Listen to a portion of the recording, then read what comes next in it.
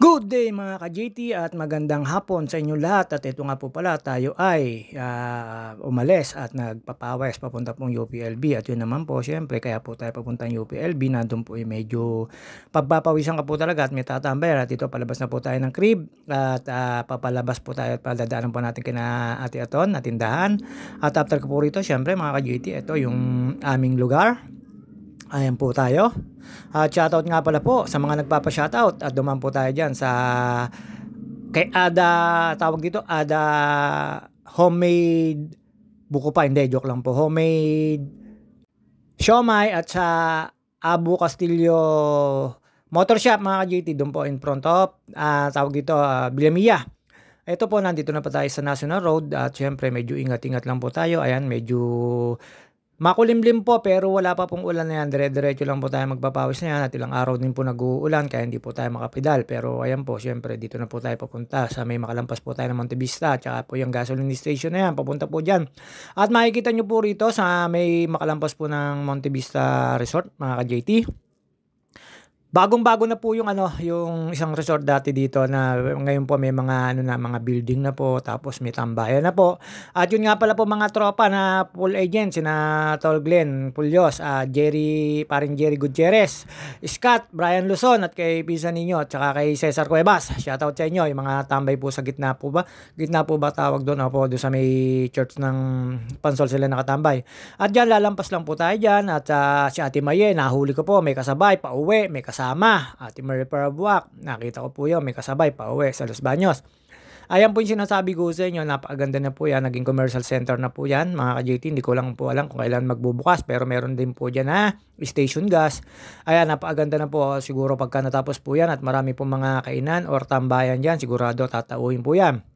At yun nga po, dito po yan, boundaryhan po yan ng Betania at saka ng Pansol. Siyempre, Pansol pa rin po yun. At after po nun, siyempre, dito ingat-ingat po tayo. Ginagawa po yung area ni na Rap Argente. Shoutout sa iyo na nasa Lipa, mga ka-JT. Ito, dadaan ako sa area mo. Ayan, napakahaba pa po nung ginagawa rito. Kaya ingat-ingat po tayo dahil po may nawa one way po. At saka po, siyempre, pagka po 4 wheels tayo, meron po nag-i-stop naman po. Ako naman po, ayan. Nasa Tagliran at kasya naman po sila. Ang haba po na itong ginagawa nito hanggang dito po sa may papasok ng bahay nila Rap. At yun nga po mga ka-JT, dire-diretso lang po tayo dito, papanik po tayo. At pawis na po tayo dyan, medyo ang tuhod ko po dyan ay medyo nananakit kasi po hindi ko po alam kung bakit. Kaya ayun mga ka-JT, siguro na-stop po at wala po tayong practice at ito po napa-ensayo po tayo. May mga kasabay po tayong mga motor dyan at may mga kasabay rin po tayong mga 4 wheels. Habang papanik po tayo dyan, ayan, nakita nyo naman po, ayan yung mismong Picard mga ka-JT. Nakita naman po, mayroon pang ginagawang kalsada. Pero banda rito po, pwede naman po pumasok dyan. Kaya lang may sasabihin ko kayong pangalan ako, hindi po pinapasok dyan mga ka-JT. Ayan, may nag-aakot pong truck at may mga awas po na, may aawas na po mga estudyante. Nakasalubong ko po ito, sila.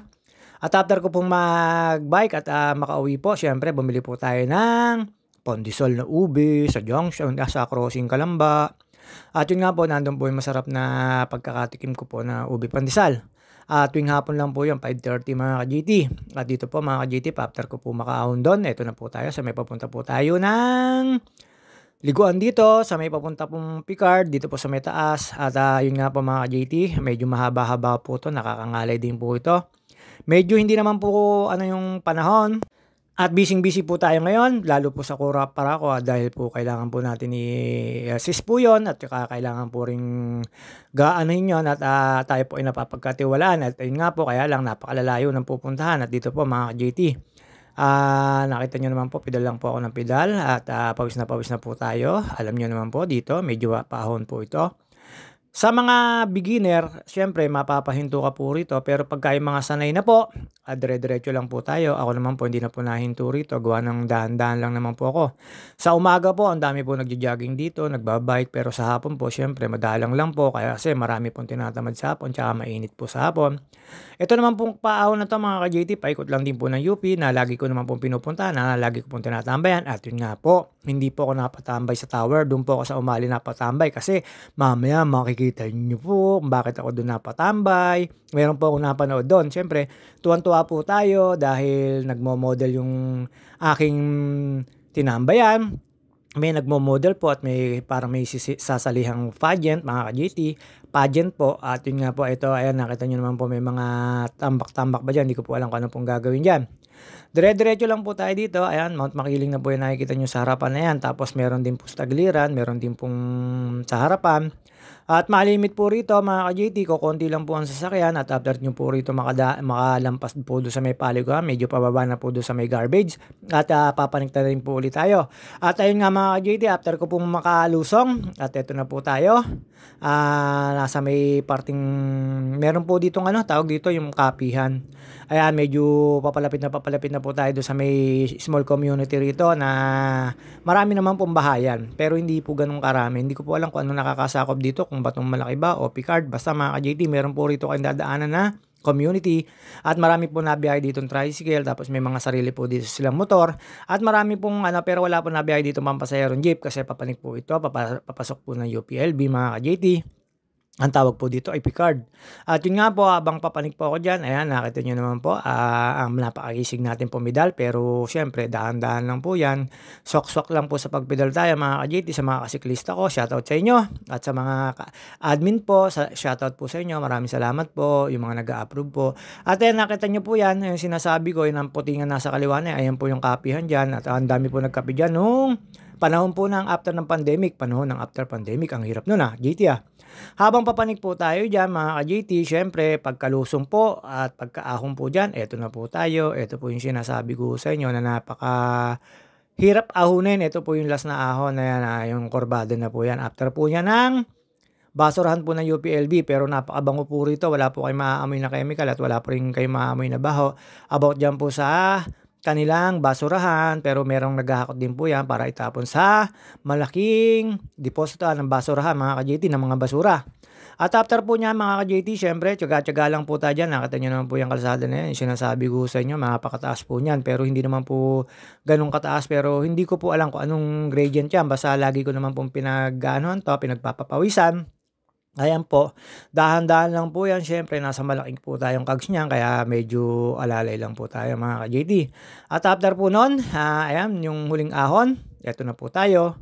Medyo slight na lang po ito, hindi na po ganun kataas ang ahon, pababa na po yan, slight na lang po yan, rolling, tapos after po dito sa may grotto, puro palusong na po yan. At yan, marami po ako nakasalubong ng mga sasakyan, pero wala po ako nakasalubong nag-jogging, nagbabike, puro motor, tsaka 4 wheels po. Pina-overtake ko lang po sila ng pina-overtake dyan. Siyempre, matutulin po sila. Tayo, bike lang naman po. Ewan kung tama po ba ako. At sa mga kasiklista ko, lagi po tayo mag-iingat at lagi po tayong magiging mapagpasensya. Ayan, dami ko po nakakasalubong na sasakyan. Siyempre, pauwi na po yung mga yan. Hapon na po tayo nakapagpedal kasi sa umaga po nag-uulan. Hindi po tayo makasingit ng pedal kasi po nag-uulan mga ka-GT. Kaya ito, sa hapon po tayo. Kaya lang sa hapon po, ano po kasi siyempre yung ating cutis porcelana na Everbolena Cosputek na gamit na pampaputi. At ayun na nga po, sayang ang bili. Pero joke lang po yun. At ayan, ang dami na pong nakalampas sa akin dyan. Tapos kukurba lang po tayo dyan. Pagkakaliwa nyo po dyan, pwede na po kayong kumanan. And after ko po sa kanan, eto na po yung inyong dadaanan. Ito po, palabas po ito ng grotto. At yun nga po, syempre, hindi ko aakalain mga ka-JT na meron akong mapapanood na nag-exercise, ensayo para sa pageant niya mga ka-JT. Ayan, nakita nyo naman po, napakasarap pong lumusong dito. Pawis na po tayo dyan. Medyo palusong na po yan. Pagka nandyan na po kayo, palusong na po yan pababa. At yun nga po, dito tayo dumaan sa may library. Pababa po yun. Sa may papunta pong hindi naman po tayo nagpunta ng forestry. Dito lang po tayo. Kumaliwa po tayo sa may papuntang forestry, sa makalampas po ng tulay at makalampas po ng library. At ito po mga ka-JT, Boy Scout of the Philippines po ito. Nakakasakop dito, pagkakalam ko po, Batong Malaki mga ka-JT. Palusong na po yan, dire-diretso na po yan. At pagdaan ko po dyan sa grotto, wala na naman pong hidden falls. Kaya dire-diretso na lang po tayo, hindi po tayo tumambay. Pero kung meron po, maliligo po talaga ako dyan mga ka-JT. Kasi po hapon. Sa umaga po kasi napakalamig po ng simoy ng hangin. Ayan, pababa na po tayo dyan mga ka-JT. At after po natin makalusong dito. At ayun nga po, dito na po tayo sa may papaliko po papunta po ng isang subdivision na circle mga ka-JT. Inikot ko lang po at tinaray ko po bago po tayo bumaba sa papunta pong Umali Hall mga ka-JT. At doon po tayo nag-viewing. mapapasana all ka talaga mga ka-JT. At ayan po ako, saglit lang po yan, umikot lang po ako, may circle lang po ako dyan, kala ko may exitan po dyan, pero wala naman po walang daan dyan at iikot lang po kayo sa circle na yan. Marami pong bahayan dito, nakita nyo naman po yung nagwawalis na yun, mga taga dyan po yan, at marami po ako nakita rito itong nakatambay din na mga kabataan, may mga bahay-bahay po rin dito, ayan may mga sasakyan po, ayan hindi naman po yan mahaba, pero paahon din po yan, siguro mga 200 meters, pero hindi po ganun kataas mga ka-JT. At after ko po rito, bumalik na po ako sa papuntang UPLB at yun nga po naisipan ko tumambay. Una dun sa may pero nung nakita ko may aaral ng nag-e-ensayo ng pageant, dumiretso na po ako doon sa may Umali Hall mga ka-JT at doon na rin po ako tumambay. Ito po yung sinasabi ko sa inyo, circle lang po ito, paikot lang po yan. At hindi na po tayo nagtagal dito at bumaba na po ulit tayo at yun nga po mga ka-JT, siyempre satisfied ang pagtambay sa UP at ayun nga po mga ka-JT, siyempre pagbaba po natin, ayan na po, nasa baba na po tayo, papaliko na po tayo dyan. Ito po yung daan galing sa taas. At alam nyo naman po mga ka-JT, daan-daan lang po tayo dyan kasi napakahirap po ng matulin sa paglusong. Tapos kanan lang po tayo dyan, makikita nyo po yung library yan, dire-diretso na yan, library po yan, UP campus na po yan. Kakanan lang po tayo dyan sa metro line na yan mga ka-JT. At ayun nga po, syempre sa mga nagtatambay dito at mga nagja-jogging, marami naman po nagja-jogging dito at marami rin po tumatambay. Kaya ito po tayo, lagi po tayo nandito. Ang sarap po kasing pagpawisan dito mga ka-JT. Lalo po pagka yung hinapin nyo po yung pagpadyak, pero ako hindi naman po ako naghahapit, papawis lang po tayo. Ayan, kanan na lang po tayo dito at ayan, madadaanan nyo po yung tulay na yan. After nyo po madaanan na tulay na yan, kakaliwa lang po kayo, papunta po ng Umali Hall. At yung kanan po niyan ay papuntang Forestry.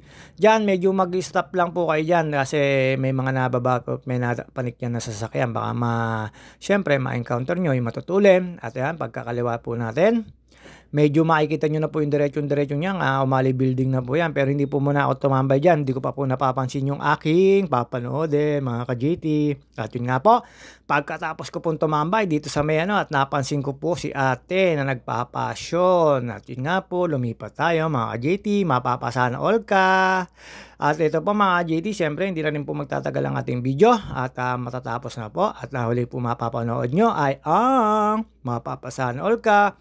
Ang tagal ko po napatambay yan, totoo po, ayan, nakita niyo po si ate, ayan, gano'n yan, ang taas po ng kanyang takong, at syempre mga ka-JT, hindi na po tayo